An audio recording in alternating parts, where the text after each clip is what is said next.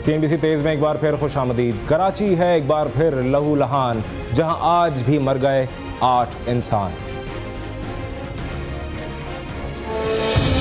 Surjani town में नामालूम अफराद की फायरिंग से एक शख्स हलाक हो गया, जिसकी शनाख्त एहतशाम के नाम से हुई। मलिर खोखरा पार में मोटरसाइकिल पर सवार मुल्जिमान की फायरिंग से अरसलान हलाक हो गया। मंगोपीर के इलाके में बस स्टॉप के करीब से नौजवान की तशद्दुद ज़दा लाश मिली। पुलिस के मुताबिक मकतूल को अगवा के बाद गला काट कर हलाक किया गया। नाज़िमाबाद के इलाके गोल मार्केट में भी नामालूम अफराद ने फायरिंग करके एक शख्स को मौत के घाट उतार दिया। पुलिस के मुताबिक मकतूल यावर मेहदी ठेकेदारी का काम करता था, जिसे मोटरसाइकिल सवार मुल्जिमान ने करीब से गोलियां मारी। अल-फलाह के इलाके में मलीर नदी से भी एक शख्स की लाश बरामद हुई, जिसे मुबैना तौर पर अगवा के बाद गोलियां मारकर कत्ल किया गया था। शरीफाबाद के इलाके में सिंध गवर्नमेंट अस्पताल के सामने मुसल्लह अफराद ने मोटरसाइकिल सवार नौजवान अकबर अली को गोली मारकर हलाक कर दिया और फरार हो गए। पुलिस के मुताबिक मकतूल कस्टम में मुलाजिम था। सिविल अस्पताल के करीब KMC ग्राउंड से भी एक शख्स की तशद्दुद ज़दा लाश बरामद हुई। न्यू कराची के इलाके नाला स्टॉप के करीब मुसल्लह अफराद ने फायरिंग करके ताहिर उर्फ जब्बा को हलाक कर दिया और फरार हो गए।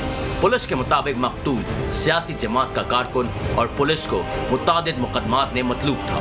दूसरी जानिब बुध की सुबह पीर कॉलोनी के इलाके में अस्करी पार्क के करीब बलोच पाड़े में नामालूम अफराद ने फैसल नामी शख्स के घर पर दस्ती बम से हमला किया और धमाके की आवाज से इलाके में खौफ हरास फैल गया। पुलिस के मुताबिक वाक़े में एक खातून मामूली जख्मी हुई, जिसे मुकामी अस्पताल में इब्तिदाई तिब्बी इमदाद के बाद फारिग कर दिया गया।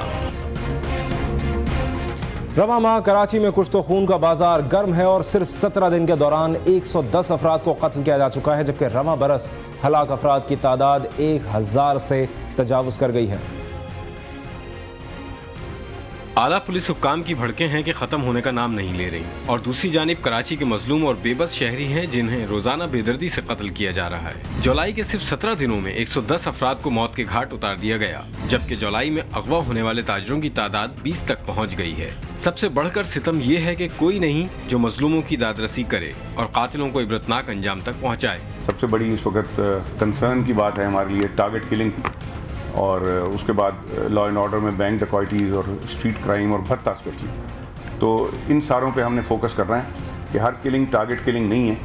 फिर टारगेट किलिंग के भी 2-3 हमने मतलब चेहरे हैं। एक तो एथनिक बेसिस पे हो रही है, एक सेक्टेरियन बेसिस पे हो रही है, एक पॉलिटिकल बेसिस पे होती है। रवां बरस से अब तक कराची में अमन व अमान की सूरत हाल का जायजा लिया जाए तो आदाद व शुमार के गोरख धंधे और लाशों के अंबार के बीचों बीच पुलिस और रेंजर्स खामोश तमाशाई बने नजर आते हैं। रवां साल कत्ल होने वाले अफराद की तादाद 1100 से तजावुज कर गई। 2012 में अब तक 52 पुलिस एहलकार कत्ल किए जा चुके हैं। आदाद व शुमार के मुताबिक जनवरी में 131, फरवरी में 139 अफराद हलाक हुए, जबकि मार्च में 149 और अप्रैल में 204 अफराद को कत्ल किया गया। मई में 217 और जून में 205 अफराद निशाना बने। इस तरह रवां बरस अब तक कत्ल होने वाले अफराद की तादाद 1100 से तजावुज कर गई है। लेकिन लगता है कि हुक्मरानों की तरह अब पुलिस और रेंजर्स अफसरान की मेज़ों पर पहुँचने वाली रिपोर्टें सब अच्छा है का राग अलापने में मसरूफ हैं। आरिफ महमूद, CNBC पाकिस्तान, कराची।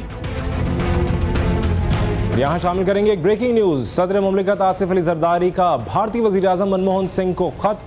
क्रिकेट ताल्लुकात में बहाली से दोनों मुल्कों के दरमियान एतमाद साजी की फिजा बहाल होगी। सदर मुमलिकत आसिफ अली जरदारी ने भारतीय वज़ीर-ए-आज़म मनमोहन सिंह को खत लिखा है और जिसमें उनका कहना था कि क्रिकेट ताल्लुकात में बहाली से दोनों मुल्कों के दरमियान एतमाद साजी की फिजा बहाल होगी। वाज़ेह रहे कि 3 रोज़ कबल ही ये फैसला किया गया कि पाकिस्तान की टीम दिसंबर में भारत का दौरा करेगी। PCB और BCCI के दरमियान होने वाले मुज़ाकरात में इस बात का फैसला किया गया कि पाकिस्तान टीम पहले भारत का दौरा करेगी, जहाँ T20 और वनडे मैचेस खेले जाएंगे।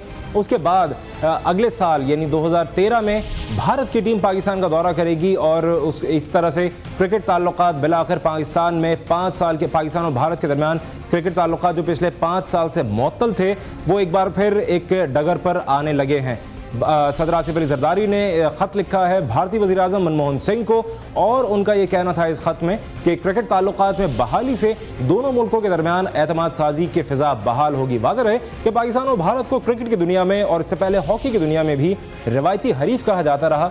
दोनों मुल्कों के दरमियान हॉकी और क्रिकेट के मैदानों में जो खेल खेला जाता था वो एक सिर्फ खेल नहीं बल्कि उसको एक जंग की हैसियत हासिल होती थी, और दोनों मुल्कों के अवाम, खासतौर से पिछले क्रिकेट वर्ल्ड कप में भी हमने देखा, मोहाली में जो पाकिस्तान और भारत के दरमियान जो क्रिकेट मैच हुआ वो भी एक बहुत बड़ी मिसाल था, जब दोनों मुल्कों के अवाम पूरी तरह जज्बाती तौर से अपनी अपनी टीमों की हौसला अफजाई कर रहे थे। तो उससे ये बात पीसीबी और बीसीसीआई के दरमियान ये आई कि 5 साल से जो क्रिकेट के ताल्लुकात मुअत्तल हैं, अगर उनको बहाल किया जाए तो पाकिस्तान और भारत के दरमियान जो एतमाद साजी की फ़िज़ा है वो बहाल होगी। सदर मुमलिकत आसिफ अली जरदारी ने भारतीय वज़ीर आज़म मनमोहन सिंह को जो ख़त लिखा है उसमें भी यही बात कही है कि क्रिकेट ताल्लुकात में बहाली से दोनों मुल्कों के दरमियान एतमाद साजी की फ़िज़ा बहाल होगी। और अमेरिका ने रिचर्ड ओल्सन को पाकिस्तान में अपना सफ़ीर नामजद कर दिया है। रिचर्ड ओल्सन कैमरॉन मंटर की सुबुकदोशी के बाद खिदमत अंजाम देंगे। रिचर्ड ओल्सन की अमेरिकी स्टेट डिपार्टमेंट से वाबस्तगी 30 बरसों से जायद पर मुहित है।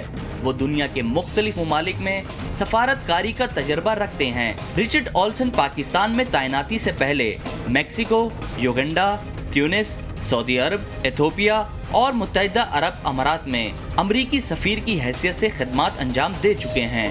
वो स्टेट डिपार्टमेंट में भी कई अहम ओहदों पर फाइज रहे, जिनमें नेटो डेस्क, अफसर बराए फ़लस्तीन और इसराइली अमूर और डायरेक्टर बराए इराकी अमूर शामिल हैं। रिचर्ड ओल्सन ने 1981 में ब्राउन यूनिवर्सिटी से ग्रेजुएशन के बाद लॉ एंड सोसाइटी और फिर तारीख में डिग्रियां हासिल की। इन्हें अपने पेशा वराना कैरियर के दौरान कई एजाज़ात और अवार्ड से भी नवाजा गया।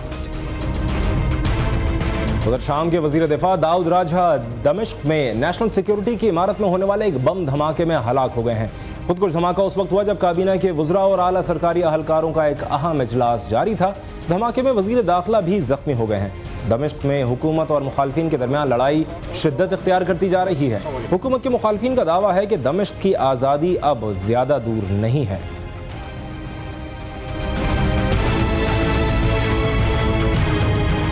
और सिंध में रमज़ान अल मुबारक के दौरान अशिया के दाम कौन तय करेगा? हुकूमत अब तक मामला तय करने में है नाकाम। सिंध हुकूमत की जानिब से गरम फरोशी और ज़ख़ीरा अंदोज़ी की रोकथाम के लिए कोई हिकमत अमली तय नहीं की जा सकी है।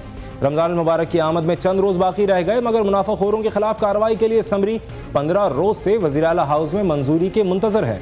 समरी मंजूर न होने के बायस महंगाई कंट्रोल करने का मनसूबा नहीं बन सका है और न ही कोई रेट लिस्ट तरतीब दी गई है।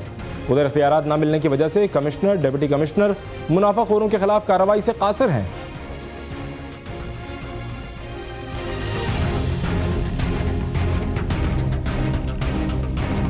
और कुछ बात हो जाए बॉलीवुड की। साबिका मिस वर्ल्ड और बॉलीवुड की खूबरू अदाकारा प्रियंका चोपड़ा ने जिंदगी की 30 बहारें देख लीं।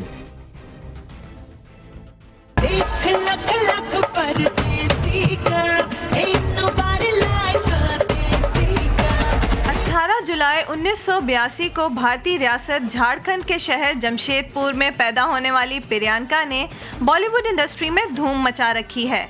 प्रियंका ने फिल्मी करियर का आगाज तमिल फिल्म से किया। प्रियंका की बॉलीवुड में आमद फिल्म दी हीरो से हुई। ये कामयाब फिल्म थी जिसमें प्रियंका को बेहतरीन नई अदाकारा का अवार्ड मिला। ब्लफ मास्टर, क्रिश, डॉन, सलाम इश्क, दोस्ताना, फैशन और कमीने जैसी बहुत सी कामयाब फिल्में प्रियंका के नाम हैं।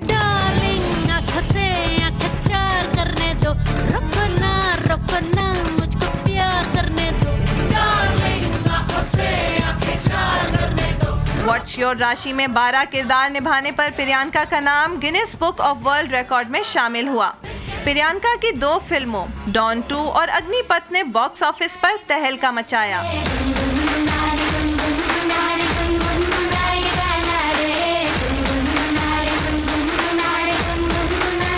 प्रियंका की आने वाली फिल्मों में रणबीर कपूर के साथ फिल्म बर्फी और ऋतिक रोशन के साथ क्रिश 3 शामिल हैं।